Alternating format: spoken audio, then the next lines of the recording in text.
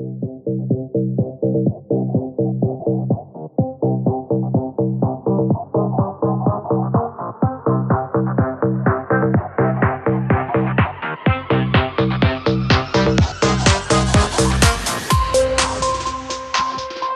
you ever stopped to think about why, despite all our technology and connectivity, the world often feels so, well, fragmented? Like we're all just bumper cars hitting each other instead of a coordinated team? It's a powerful observation, Selena. We often treat human problems like isolated glitches in a machine, but what if the machine itself is actually a single living organism that we just haven't learned to operate yet? That is a massive shift in perspective. It sounds like we're moving away from every man for himself towards something much more integrated. Is that where the human one-body species, or HOBS, comes in? Exactly. HOBS isn't just a philosophy, it's a structured framework. It proposes that humanity functions best when we view ourselves as interconnected components of one body, where every cell, that's you and me, has to be healthy for the whole to work. I love that analogy. But honestly, Robin, looking at the news, we seem pretty far from being a healthy body. How does HOBS even begin to bridge that gap between where we are and that unified vision? It starts with a roadmap. Instead of abstract ideals, HOBS gives us 4 distinct stages of development: solemn, duovera, harmonia, and onum. It's a progression from the individual out to the entire world. Okay, so it's like building a house. You can't put the roof on until the foundation is set. Let's talk about that foundation. You called the first stage solemn? Right, solemn. It's Latin for alone or single. This stage is entirely about the individual. Think of it as the internal architecture of a person. Before you can be a good partner or a leader, you have to be a regulated human being. So, we're talking about self-care? Or is it deeper than just taking a bubble bath and getting enough sleep? Oh, it's much deeper, Selena. It's about emotional awareness, discipline, and clarity of thought. A person in the solemn stage is actively training their brain to move from reaction to intention. Wait, I like that distinction. Reaction versus intention. Can you give me a real-world example of what that looks like in a daily routine? Sure. Imagine someone cuts you off in traffic. A reactive person might scream or let it ruin their morning. Someone practicing solemn notices the anger, processes it, and decides not to let it dictate their next hour. So it's almost like being your own scientist. You're observing your emotions rather than just being swept away by them. Is that why things like journaling and reflection are so central to this stage? Precisely. Journaling isn't just for memories, it's for data. It helps you see patterns in your behavior. If you notice you get angry every Tuesday at 4 p.m., you can start to investigate why, rather than just projecting that anger onto your family. That makes so much sense. If I haven't figured out my own internal weather, I'm basically a walking storm waiting to happen to someone else. But what happens when we move beyond ourselves? What's the next step? That leads us to duovera. This is where we take the stability we built in solemn and apply it to our relationships. It's the stage of partnership and mutual growth. Duovera. I'm guessing that's where things get a lot more complicated, because now there's another person involved with their own internal weather. Exactly. In duovera, the goal isn't just getting along, it's about alignment. Most relationships are based on dependency. I need you to make me feel good, but duovera is based on cooperation. So, instead of 2 people leaning on each other like a house of cards, it's 2 stable pillars building a bridge together? That's a beautiful image. But how do you actually practice that? It involves high-level communication and conflict resolution. In duovera, a conflict isn't a fight to be won. It's a puzzle to be solved. You're both looking at the problem from the same side of the table. I've heard that same side of the table advice before, but it's so hard in the heat of the moment. I guess that's why you need the solemn foundation first, right? You need that self-regulation to stay at the table. You hit the nail on the head, Selena. Without solemn, duovera collapses into drama. But with it, a relationship becomes a growth engine. You're actually helping each other evolve. That sounds like a relationship level up. Now, if we take that growth-oriented partnership and add kids or a household into the mix, we're moving into the 3rd stage, right? Harmonia? Yes, Harmonia, this is the family unit, and this is where the Hobbs framework really starts to show its power across generations. It's about creating a coordinated system at home. I feel like coordinated is the last word most people would use to describe their family life. Usually, it's more like controlled chaos or survival mode. How does Harmonia change that? It changes it by being intentional rather than reactive. In a Harmonia household, parenting isn't just about discipline. It's about modeling. You're teaching children self-awareness because they see you practicing it. So, if I want my kid to be calm, I have to actually be calm? That sounds like a lot of pressure, Robin. But I see the logic. The family becomes a training ground for the next generation of the one body. It is pressure, but it's also a relief. Instead of trying to fix your kids, you focus on the environment. You create routines and emotional safety. The family functions as a supportive unit where everyone knows how to process their stuff. It sounds like a microcosm of a perfect society, which I assume brings us to the final stage. Unum. This is the big picture, the collective level. Unum is where the individual, the couple, and the family all plug into the larger world. It's the vision of communities, workplaces, and governments operating as a unified system. Now, that sounds like a massive undertaking. We're talking about changing how the whole world works. How do you even start to implement something like Unum in, say, a corporate office? In an Unum-oriented workplace, the priority shifts from fragmented competition to collective well-being. Leaders aren't just bosses. They're facilitators of emotional intelligence and collaboration. So instead of, how do I beat my coworkers for a promotion? It's, how do we all function most effectively as a team? It sounds like it would actually be much more productive, honestly. Absolutely. Think of the energy we waste on office politics or miscommunication. If everyone in that office had a solemn foundation, the efficiency would skyrocket because the noise would be gone. It's like removing the friction from a machine. But Hobbes doesn't just say, hey, go do this. There's a specific timeline mentioned in the text, the 15-year development journey. That's a long time. It is, but think about it. We spend 12 to 16 years in traditional education learning math and history. Why wouldn't we spend a similar amount of time learning how to be a healthy human being? That's a fair point. We usually just leave personal growth to chance. We hope people figure it out by their 30s or 40s, but many never do. What does this 15-year journey actually look like? It's a structured path, usually starting in adolescence. It guides people through mastering self-awareness first, then relational skills, then family readiness, and finally societal contribution. It's intentional. I'm imagining a world where high schoolers have classes on emotional regulation and conflict resolution alongside biology. That would change the game for the next generation, wouldn't it? It would be revolutionary.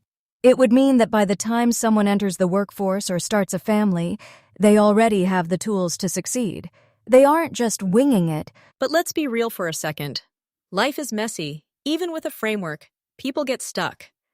The text mentions hindrances to this development. What are the big ones we should look out for? The main ones are emotional instability and lack of structure. If you're living in a state of constant stress or chaos, it's almost impossible to move from solemn to duovera. So, if your internal engine is constantly overheating, you can't really drive the car very far. How does Hobbes suggest we fix those hindrances when they show up? It's about correction and stabilization. If a relationship is dysfunctional, you don't just walk away. You look at which stage is failing. Is it a lack of solemn in one partner? Is it a lack of communication tools in duovera? It's like a diagnostic tool. Instead of saying, this relationship is bad, you say, we have a breakdown in our duovera alignment. That feels much more manageable and less like a personal failure. Exactly. It takes the shame out of it. It turns personal growth into a functional process. And that's another key strength of Hobbes. It's measurable. Measurable? How do you measure becoming a better person? That sounds like trying to weigh a cloud. Haha, I like that. But you can measure things like emotional regulation. How often do you lose your temper? How quickly do you recover from a setback? How stable is your home environment? Oh, I see. So you can actually track your progress over time. Last year I had 10 blow-ups at work. This year I only had 2. That's a real tangible data point. Precisely. And for a community or a company, you can look at turnover rates, conflict reports, or even general satisfaction levels. It turns the abstract into the observable. This whole framework feels very grounded. It's not just think happy thoughts. It's about building a functional life. But Robin, some might say this sounds a bit, I don't know, rigid?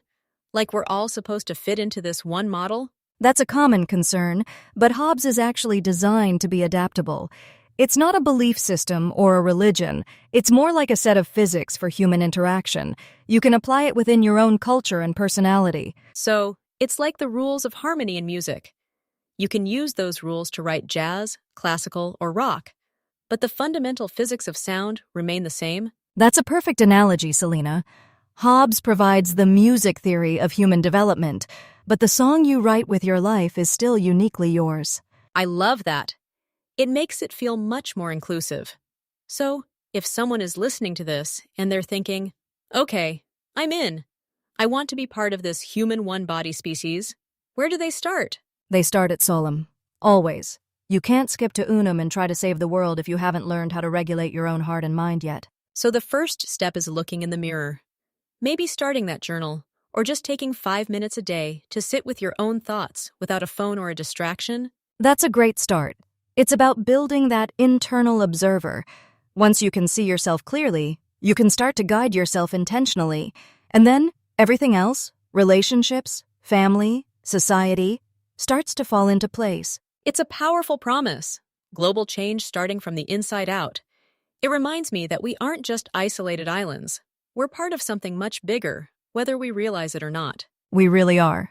HOBS is just the framework that helps us realize that potential. It's about moving from being a collection of parts to being a truly functional, living whole. Robin, this has been such an eye-opening conversation. It really challenges the way we think about self-help and social change as two separate things. I'm glad, Selena. That's the aha moment, realizing that your personal growth is actually a contribution to the entire species. Well, I'm definitely going to be thinking about my internal weather for the rest of the day. To our listeners, what's one small step you can take today to strengthen your solemn foundation? That's the question.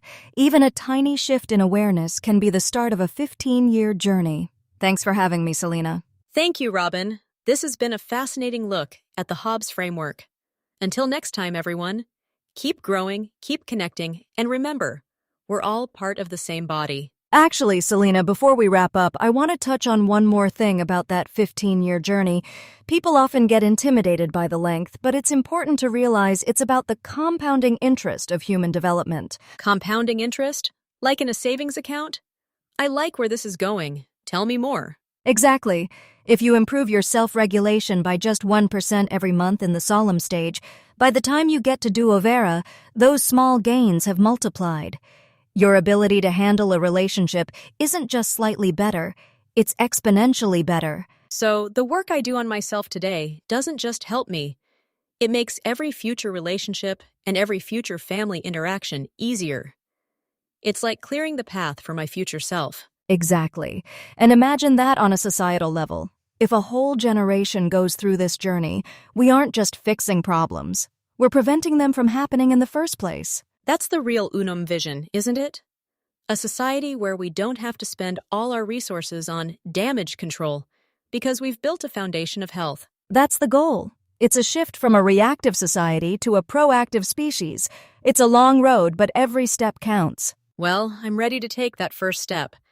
Thanks again, Robin. This has been truly inspiring. My pleasure. Let's see where this journey takes us all. So, Robin, let's dive a bit deeper into the solemn stage. You mentioned clarity of thought.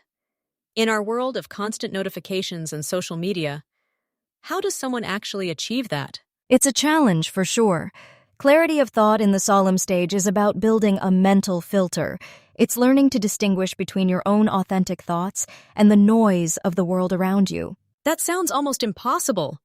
I feel like my brain is 90% noise most days. Is there a specific HOBS practice for that? One practice is structured silence. It's not just meditation. It's a dedicated time to audit your thoughts. You ask yourself, is this thought mine, or did I just pick it up from a headline or a comment section? An audit of thoughts. I love that. It's like checking your bank statement for fraudulent charges, but for your mind. Exactly. If you find a fraudulent thought, like a sudden surge of self-doubt or anger that isn't yours, you learn to label it and let it go. That's solemn in action. And I guess once you have that clarity, you're much less likely to bring that noise into your relationships in the duo-vera stage. Precisely. If you know who you are and what your thoughts actually are, you don't look to your partner to define you. You bring a whole, clear person to the relationship. Which makes the relationship so much stronger because it's not two people trying to fill each other's gaps. It's two whole people creating something new. That is the essence of duo-vera. It's moving from I need you to I choose to build with you. It's a very different energy. I can imagine. And then taking that energy into the harmonia stage, the family. How does a parent explain these concepts to a child? It seems a bit advanced for a 5-year-old. It's actually simpler than you think. For a child, solemn is just learning about my big feelings. Harmonia is how we help each other with our big feelings. You use simple language and model the behavior. So, instead of go to your room because you're crying, it's, I see you're having a big feeling. Let's sit together and figure out what it's telling us. Exactly. You're teaching them the solemn skills of emotional awareness and regulation before they even know the words for it. You're setting them up for their own 15-year journey. It's like giving them a head start on life. I wish I had that kind of training when I was a kid. It would have saved me a lot of trouble in my 20s. We all feel that way, Selena, but the beauty of HOBS is that it's never too late to start. Whether you're 15 or 50, the solemn foundation is always there to be built. That's very encouraging. Now, let's talk about the Unum stage again, but from a community perspective. How does a neighborhood start to operate as one body? It starts with shared responsibility and communication. In an Unum-oriented community, people don't just live next to each other. They are aware of each other's needs and strengths. So, like the old saying, it takes a village, but with a modern, structured approach? Like a neighborhood skill-sharing network or a community garden? Yes, but with the emotional intelligence piece integrated, it's about resolving local conflicts through the duo-vera principles and making collective decisions that benefit the whole system. It sounds like a much more peaceful and efficient way to live. But what about the hindrances you mentioned, like workplace burnout? How does Unum address that? Burnout is often a sign of a system that is out of alignment. In an Unum workplace, the health of the employees is seen as the health of the company. If the cells are burning out, the body is failing. So, a company might actually encourage solemn practices, like reflection time or emotional regulation training, because they know it makes the whole organization stronger? Absolutely. It's not perks or benefits, it's essential maintenance for the system. A healthy, regulated workforce is a productive and creative one. It's such a logical shift when you put it that way. Why hasn't this been the standard all along? Because we've been stuck in a fragmented worldview. We've been taught to see ourselves as separate, competing units. Shifting to the one-body perspective takes time and intentionality. And that's why the 15-year timeline is so important. It's not a quick fix. It's a deep, systemic change. It's a complete rewiring of how we interact with ourselves and each other. Exactly. It's a journey, not a destination. And the more people who start that journey, the more the one body begins to take shape. I'm really struck by the idea of measurable growth in this framework. Can you give me an example of how a community might measure its progress toward Unum? A community could track things like the number of collaborative projects, the speed and health of conflict resolution, or even the participation rates in local development programs. So, it's not just feeling like a better community, it's seeing the evidence in how the community actually functions. It's very practical. HOBS is all about the practical. It's about what works. If a practice doesn't lead to measurable stability and growth, it's not part of the framework. I love that. It keeps it grounded and accountable. No more vague promises of world peace without a plan for how to get there. Exactly. World peace is the result of millions of individuals doing their solemn work, millions of couples doing their duo-vera work, and so on. It's built from the ground up. It's a powerful vision, Robin. And it feels much more attainable when you break it down into these manageable stages. It makes me feel like I can actually do something. You can, Selena. We all can. That's the beauty of the human one-body species. every single person has a vital role to play in the health of the whole. Well, I think that's a perfect place to start our own personal solemn audits. Robin, thank you so much for sharing this framework with us today. It's given me so much to think about. It's been a pleasure, Selena. I'm excited to see how these ideas ripple out into the world. Me too.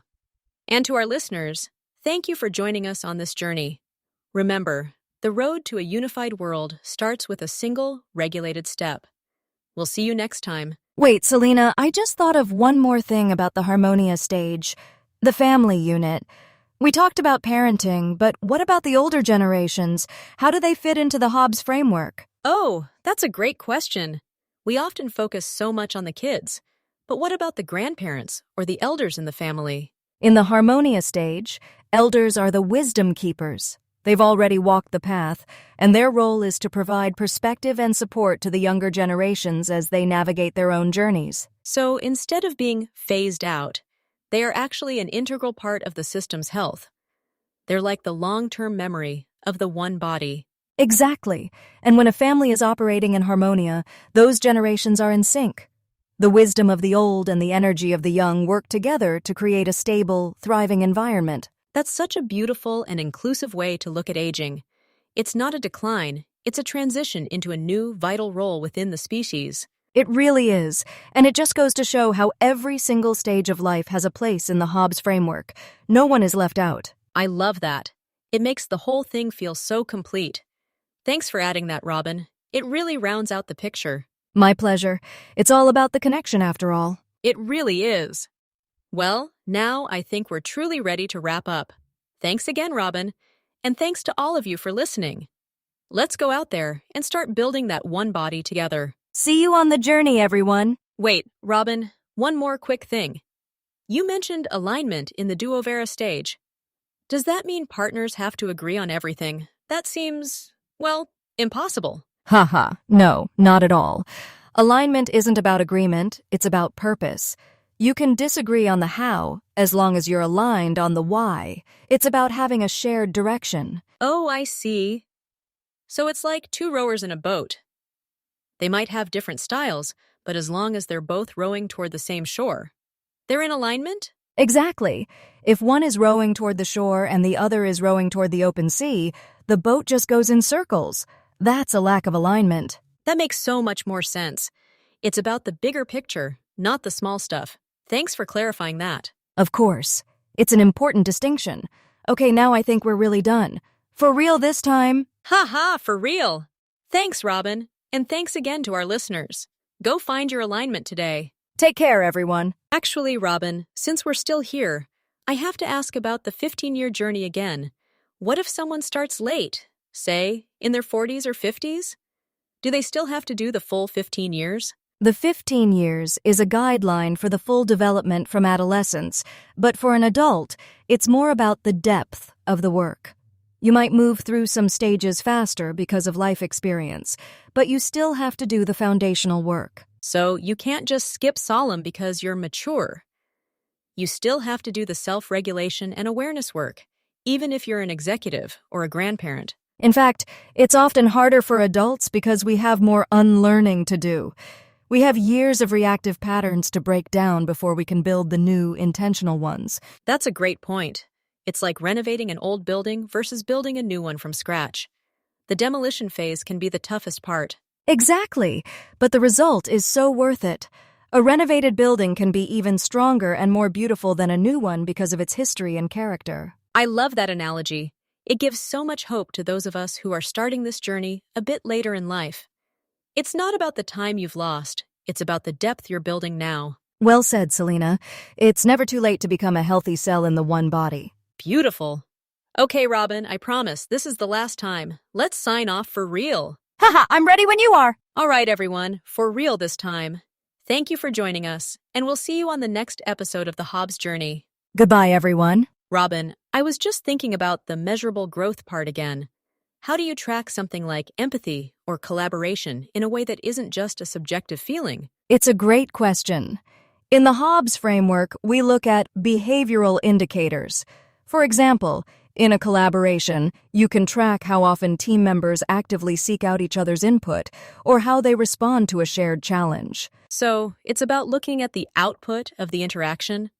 Like, did the team produce a better solution together than they could have individually? And was the process smooth or full of conflict? Exactly. You're looking for systemic efficiency. A healthy system produces better results with less friction. That's a measurable outcome. That makes so much sense. It takes the guesswork out of it. You can actually see the framework working in real time. And that's why it's so powerful for organizations and communities. It gives them a clear way to see if their efforts are actually making a difference. It's like a fitness tracker for your social and emotional health. I love it. Okay, Robin, I think we've really covered it all now. Thanks for being so patient with all my one last things. Ha ha ha, no problem at all, Selena. It's a big topic and it's worth exploring from every angle. It really is. Well, for the final time, thank you all for listening, and we'll see you next time. Take care, everyone.